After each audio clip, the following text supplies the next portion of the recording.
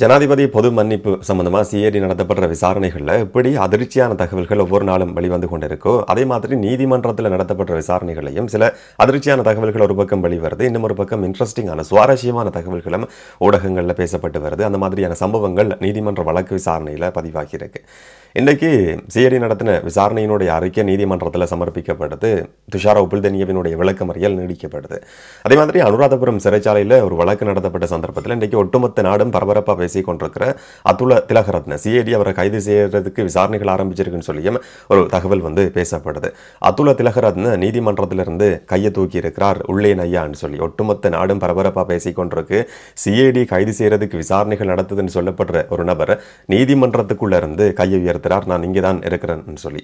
அதே மாதிரி இன்னைக்கு துஷார உப்புல்தனிய சம்பந்தப்பட்ட வழக்கு விசாரணையிலையும் ஒரு சில தகவல்கள் தெரிய வந்திருந்தது. இன்னைக்கு நீதிமன்ற வழக்கு விசாரணைகள்ல என்ன நடந்தது என்றதை பற்றி தான் இந்த காணொலியில பார்க்க போறோம். விளக்கமா தெளிவா பார்க்கலாம். வணக்கம், நான் கிருஷாந்த் ராஜ். அனுராதபுரம் சிறைச்சாலையிலிருந்து ஒரு கைதி அதுல திலகரத்ன விடுதலை செய்யப்பட்டதுக்கு பிறகு மிகப்பெரிய ஒரு சர்ச்சையை அது ஏற்படுத்தியிருந்தது. சிறைச்சாலை திணைக்களத்தினுடைய ஆணையாளர் நாயகம் துஷார உப்புல்தனியை கைது செய்யப்பட்டு இன்றைக்கு வரைக்கும் விளக்கமறியலில் வைக்கப்பட்டிருந்தார். இன்றைக்கு கொழும்பு பிரதம நீதிவான் தனுஜா லக்மாலிட் முன்னிலைப்படுத்தப்பட்டிருந்தார். ஜூன் மாதம் இந்த மாதம் 25ஆம் தேதி வரைக்கும் அவருக்கு விளக்கமறியலில் வைக்க சொல்லி உத்தரவு பிறப்பிக்கப்பட்டிருக்கு. இன்றைக்கும் அரசு தரப்பு சட்டத்தரணியா மேலதிக சொலிசிட்டர் ஜெனரல் திலீப் பீரிஸ் முன்னிலையாகிறார். வழக்கம் போல அவர் தன்னுடைய வாதத்தை முன்வைக்கிறார். அனுராதபுரம் சிறைச்சாலையிலிருந்து இந்த குறிப்பிட்ட சர்ச்சைக்குரிய நாள்ல 37 கைதிகள் விடுதலை செய்யப்பட்டிருக்கிறாங்க. ஆனா அனுராதபுரம் சிறைச்சாலையிலிருந்து கைதிகளினுடைய 36 பேருடைய பேர்கள் மட்டும்தான் சிறைச்சாலை திணைக்களத்தினுடைய ஆணையாளர் நாயகத்தால ஜனாதிபதி செயலகத்துக்கு இல்லாட்டி நீதி அமைச்சுக்கு அனுப்பி வைக்கப்பட்டு அது ஜனாதிபதி செயலகத்துக்கு அனுப்பி வைக்கப்பட்டிருக்கு. திரும்ப சிறைச்சாலை ஆணையாளர் நாயகம் என்ன செய்யறாருன்னு சொன்னா 37 பேருக்கு விடுதலை செய்யறதுக்கான ஜனாதிபதி பொது மன்னிப்பு கிடைச்சிருக்குன்னு சொல்லி அனுராதபுரம் சிறைச்சாலைக்கு அறிவிச்சிருக்கிறாரு.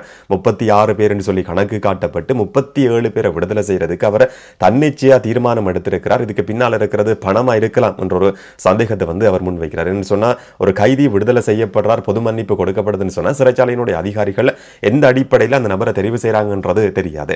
அதுக்கு பின்னால் இருக்கிறது பணமான்ற ஒரு கேள்வி இருக்கு. வேற ஏதாவது நன்மை சலுகைகளை எதிர்பார்த்து இந்த மாதிரியான விஷயங்கள் ஈடுபடுறாங்களான்றது ஒரு பக்கம். இல்லாட்டி அந்த முறைமை என்ன, அது எந்த அடிப்படையில் அந்த நபர் தெரிவு செய்யப்பட்டார் சொல்லி இதுவரைக்கும் ஒரு தெளிவான காரணம் சொல்லப்படலை. இதன் அடிப்படையில் இதுல ஒரு சந்தேகம் இருக்கு. 36 பேருக்கு கணக்கு காட்டப்பட்டு 37 பேர் விடுதலை செய்யப்பட்டிருக்கிறாங்க. அந்த ஒரு நபர் தான் அதுல திலகரத்ன சொல்லி திலீப் பீரிஸ் இன்னைக்கு நீதிமன்றத்தில் சொல்றாரு. இந்த ஒரு நபர் மட்டும் கிடையாது, மொத்தமா அண்டைய நாள்ல விடுதலை செய்யப்பட்ட 388 பேர் சம்பந்தமாகவும் தேட வேண்டியிருக்கு. இந்த 388 பேருமே உண்மையில விடுதலை செய்யப்பட இருந்த நபர்களா இல்லாட்டி பெயர் மாற்றம் செய்யப்பட்டு வேற நபர்கள் விடுதலை செய்யப்பட இருந்த சந்தர்ப்பத்தில் இந்த 388 பேரும் விடுதலை செய்யப்பட்டிருக்கிறாங்களான்ற ஒரு கேள்வி இருக்கு. எல்லா சிறைச்சாலைகளையும் ஒட்டுமொத்தமா நாட்டில் இருக்கிற எல்லா சிறைச்சாலைகளினுடைய அத்தியட்சகர்கள் சம்பந்தமாகவும் விசாரணை நடத்தப்படும் சொல்லியும் அரசு தரப்பு சட்டத்தரணி திலீப் பீரிஸ் இன்றைக்கு நீதிமன்றத்தில் சொல்றாரு. இதுவரைக்கும் விடுதலை செய்யப்பட்டிருக்கிற நேற்று ஒரு கணக்கு சொல்லப்பட்டிருந்தது. நத்தார்ல கிறிஸ்துமஸுக்கு 57 கைதிகள், சட்டவிரோதமான முறையில் விடுதலை செய்யப்பட்ட கைதிகள் மட்டும் 57 பேர். அது மாதிரி சுதந்திர தினத்தில் 11 கைதிகள் விடுதலை செய்யப்பட்டிருக்கிறாங்க. மொத்தம் 68 கைதிகள் சுதந்திர தினத்திலையும் கிறிஸ்துமஸ் தினத்திலையும் சட்டவிரோதமா விடுதலை செய்யப்பட்டவர்கள். இப்ப வெசாக் தினத்தில் விடுதலை செய்யப்பட்டிருக்கிறது மொத்தம் 37 கைதிகள் இந்த அனுராதபுரம் சிறையில இருந்து சொன்னாலும் கூட 3 கைதிகள் சட்டவிரோதமா விடுதலை செய்யப்பட்டிருக்கிறாங்கன்ற அதை உறுதிப்படுத்துறதுக்கான ஆவணங்களை சமர்ப்பிக்க முடியும்னு சொல்லியும் அரசு தரப்பு சட்டத்தரணி இன்னைக்கு நீதிமன்றத்தில் சொல்லியிருந்தார். இந்த நபருக்கு பிணை கொடுக்க கூடாது, இவர் வெளியில போவாரா இருந்தா சாட்சியங்களுக்கு அழுத்தம் எடுக்கப்படுறதுக்கான வாய்ப்பு இருக்கு, இந்த விசாரணைகள் திசை திருப்பப்படலாம், இதனால விளக்கமறியல் உத்தரவு நீடிக்கப்படும் என்ற ஒரு கோரிக்கை இன்னைக்கு முன்வைக்கப்பட்டிருந்தது. துஷார உப்புல்தனிய சார்பா முன்னிலையான சட்டத்தரணி நேற்று சொன்ன அதே கதையை சொல்றார். வழக்கமான சுற்றறிக்கையை பின்பற்றி தான் அவர் செயற்பட்டிருக்கிறார். இது சட்டவிரோதமான ஒரு செயற்பாடே கிடையாது. அவர் பின்பற்ற வேண்டிய எடுக்க வேண்டிய எல்லா நடவடிக்கைகளையும் எடுத்திருக்கிறார். சிங்கப்பூர்ல ஒரு வழக்கு விசாரணை உதாரணம் காட்டி அவர் சொல்றாரு, ஒரு விசாரணை நிறைவடையாம ஒரு கைதியை ஒரு நபரை கைது செய்யக்கூடாது, விளக்கமறியலையும் வைக்கக்கூடாதுன்னு சொல்லி சிங்கப்பூர்ல ஒரு வழக்கு விசாரணையில உத்தரவு இருக்கு. அதை பின்பற்றி இந்த நபருக்கும் கூட பிணை கொடுக்கப்படும் சொல்லி ஒரு கோரிக்கை முன்வைக்கப்பட்டிருந்தது. எப்படியா இருந்தாலும் அந்த கோரிக்கை நிராகரிக்கப்பட்டு ஜூன் மாதம் 25ஆம் தேதி வரைக்கும் துஷார் ஒப்புல்தனிய விளக்கமறியலில் வைக்கப்பட்டிருக்கிறார். இந்த மாதிரியான ஒரு கதையை சொன்னதும் திலீப பீரிஸ் கோபமடைஞ்சு சொல்றார், சிங்கப்பூரோட கதையெல்லாம் எங்களுக்கு தேவையில்லை, சிங்கப்பூரினுடைய சட்டம் வழக்கு தீர்ப்புகள் எங்களுடைய நாட்டுக்கு பொருந்தாது. இந்த மாதிரியான நபர்கள் திட்டமிட்ட விதத்தில் குற்றங்களில் ஈடுபடக்கூடிய சூட்சமமான முறையில் குற்றங்களில் ஈடுபடக்கூடிய நபர்கள் தான் இவர்கள் என்று சொல்லி துஷார் ஒப்புல்தனிய மேல விரல் நீட்டுறார். பசில் ராஜபக்சவுக்கு வெளிநாடு போறதுக்கு அனுமதி கொடுக்கப்பட்ட சந்தர்ப்பத்திலையும் நான் கடுமையான எதிர்ப்பை நீதிமன்றத்தில் பதிவு செய்திருந்தேன். ஆனால் பசில் ராஜபக்சவுக்கு இப்ப வெளிநாடு போறதுக்கு அனுமதி கொடுக்கப்பட்டு அவரை திரும்பவும் நாட்டுக்கு கொண்டு வர்றதுக்கு நாங்க படாத பாடுபட்டு கொண்டிருக்கிறோம். இலங்கையில் இருக்கிற ஒரு நபர் தேடப்படுற குற்றவாளி என்றதையும் தாண்டி இந்த மாதிரியான நபர்கள் வெளியில போகும்போது பிணையில விடுதலை செய்யப்பட்டாலும் கூட அவங்களை கடைசி வரைக்கும் அதுக்கு பிறகு எங்கன்னு சொல்லி கண்டுபிடிக்கிறது கூட ஒரு சிக்கலுக்குரிய விஷயம். பசில் ராஜபக்ச அதுக்கு ஒரு நல்ல உதாரணம் என்று சொல்லி திலீப் பீரிஸ் நினைவுபடுத்தி இருந்தார். சில நாட்களுக்கு முதல்ல இதே யூடியூப் சேனல்லையும் நாங்கள் கதைச்சிருந்தோம். பசில் ராஜபக்ச அமெரிக்காவில் கதிரையிலிருந்து விழுந்ததால இலங்கைக்கு திரும்ப ஒரு வழக்கு விசாரணைக்கு திரும்ப முடியாமல் இருக்குன்னு சொல்லி அவருடைய சட்டத்தரணி நீதிமன்றத்தில் ஒரு காரணத்தை முன் வச்சிருந்ததும் உங்களுக்கு ஞாபகம் இருக்கும்னு சொல்லி நான் நினைக்கிறேன். அதை இன்றைக்கு அந்த விஷயத்தை சுட்டிக்காட்டியும் பசில் ராஜபக்சவுக்கு இந்த மாதிரி அனுமதி கொடுக்கப்பட்டிருந்தது, இவருக்கும் அனுமதி கொடுக்கப்பட்டிருக்குமா இருந்தால் அவரை அதுக்கு பிறகு தேடி கண்டுபிடிக்கவே முடியாத ஒரு நிலம் உருவாகும்னு சொல்லி ஒரு வாதம் முன்வைக்கப்பட்டதுக்கு பிறகுதான் அவருக்கு விளக்கமறியல் உத்தரவு நீடிக்கப்பட்டிருக்கு. இதே நேரம் அனுராதபுரம் நீதிமன்றத்திலையும் இது சம்பந்தமான ஒரு வழக்கு விசாரணை நடந்தது. என்று சொன்னால் அனுராதபுரம் சிறை அத்தியட்சகரும் இப்ப விளக்கமறியலில் வைக்கப்பட்டிருக்கிறார். அவர் சம்பந்தப்பட்ட வழக்கு விசாரணை நடத்தப்பட்ட நேரத்தில் அவர் சார்பாக முன்னிலையான சட்டத்தரணி சொல்றார், அதுல திலகரத்ன என்று சொல்லப்பட்ட நபர் விடுதலை செய்யப்பட்டிருக்கிறது சட்டவிரோதமானது கிடையாது, எல்லா நடைமுறைகளையும் பின்பற்றி தான் என்னுடைய சேவை பொருனர் அதாவது அனுராதபுரம் சிறை அத்தியட்சகர் நடவடிக்கை எடுத்திருக்கிறார். ரெண்டு பக்கமும் இந்த கொழும்புல நடந்த வழக்கு விசாரணை மாதிரியான காரணங்கள் சொல்லப்பட்டிருந்தது.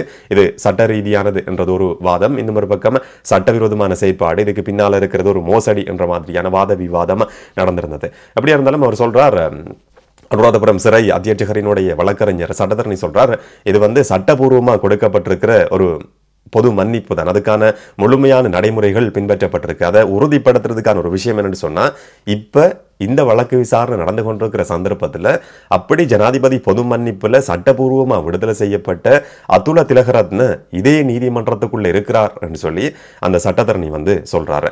அதுக்கு பிறகு எல்லாருமே இப்படி திரும்பி பார்த்ததும் அதுல திலகரத்ன கையை உயர்த்தி சொல்றார், நான் இந்த நீதிமன்றத்துக்குள்ளதான் இருக்கிறேன், நான் தான் அதுல திலகரத்ன என்ற மாதிரி அவர் உறுதிப்படுத்தி இருக்கிறார். இத்தனைக்கும் அவர் கைது செய்யப்பட இருக்கிறார். ஒட்டுமொத்தமா அவருடைய பேரை தான் இன்றைக்கு ஒட்டுமொத்த நாட்டு மக்கள் உச்சரிச்சு கொண்டிருக்கிறாங்க. ஊடகங்கள்ல பரபரப்பா பேசப்பட்டு வருது. சிஐடி அதிகாரிகள் அவரை கைது செய்யறதுக்கு நடவடிக்கை எடுத்திருக்கிறாங்க, தேடிக்கொண்டிருக்கிறாங்கன்ற மாதிரியான தகவல்கள் வெளிவந்திருந்தது.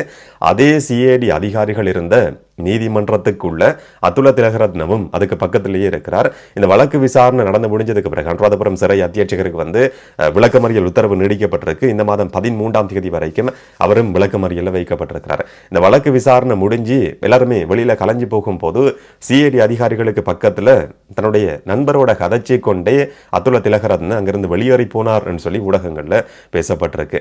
ஒரு பக்கம் சிறைச்சாலை திணைக்களத்தினுடைய ஆணையாளர் நாயகம் துஷார் ஒப்புல்தனிய 25ஆம் தேதி வரைக்கும் விளக்கமறியல் வைக்கப்பட்டிருக்கிறார். அனுராதபுரம் சிறை அத்தியட்சகர் 13ஆம் தேதி வரைக்கும் விளக்கமறியல் வைக்கப்பட்டிருக்கிறார். ஆனா இத்தனைக்கும் காரணமானவர் என்று சொல்லி சொல்லப்படுற அதுல திலகரத்ன அவர் கைது செய்யப்பட இருக்கிறார் என்ற தகவல் வெளியானதுக்கு பிறகும் கூட சிஐடி அதிகாரிகளுக்கு பக்கத்துல தன்னுடைய நண்பரோட கதைச்சு கொண்டு அப்படி அங்கிருந்து வெளியேறி போனார் என்ற மாதிரியான தகவல் ஊடகங்கள்ல வெளிவந்திருக்கிறது.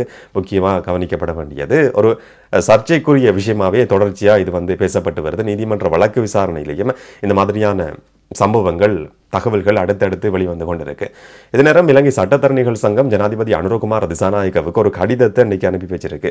இதோட சம்பந்தப்பட்ட நபர்கள் யாரா இருந்தாலும் எந்த விதமான பாரபட்சமும் இல்லாம ஒரு முழுமையான விசாரணை நடத்தப்படணும். இதை பார்க்கிற நேரத்தில் இலங்கையினுடைய சட்ட கட்டமைப்பு குறிப்பா சிறைச்சாலை கட்டமைப்பு முற்றுமுழுதா வீழ்ச்சி அடைஞ்சிருக்கு என்ற மாதிரியான ஒரு விஷயத்தை தான் இது வெளிப்படுத்துது. இதை சீரமைக்கிறதுக்கு அரசாங்கம் நடவடிக்கை எடுக்கணும் என்ற மாதிரியும் இன்னைக்கு இலங்கை சட்டத்தரணிகள் சங்கம் ஜனாதிபதிக்கு அனுப்பியிருக்கிற கடிதத்தில் ஒரு கோரிக்கை முன்வைக்கப்பட்டிருக்கு. அப்படியா இருந்தாலும் இதோட சம்பந்தப்பட்டிருக்கிற 2 பேரும் ஒருத்தர் 25ஆம் தேதி வரைக்கும் மற்றவர் 13ஆம் தேதி வரைக்கும் விளக்கமறியல் வைக்கப்பட்டிருக்கிறாங்க. இன்றைக்கு திலீப் பீரிஸ் நீதிமன்றத்தில் பிண மறுக்கப்படணும் என்றதுக்காக முன்வைச்ச ஒரு காரணம் என்ன சொன்னா 2 கிழமைகளுக்குள்ள நீதிமன்றம் எதிர்பார்க்காத நீதிமன்றம் நினைச்சு கூட பார்க்காத அதிர்ச்சியான தகவல்களை 2 கிழமைகளுக்குள்ள இந்த வழக்கு சம்பந்தமா எங்களால் சமர்ப்பிக்க முடியும் என்று சொல்லியும் ஒரு வாக்குறுதியை இருக்கக்கூடிய அரசு தரப்பு சட்டத்தரணி மேலதிக சொலிசிட்டர் ஜெனரல் திலீப பீரிஸ் இன்றைக்கு நீதிமன்றத்தில் சொல்லியிருக்கிறார்.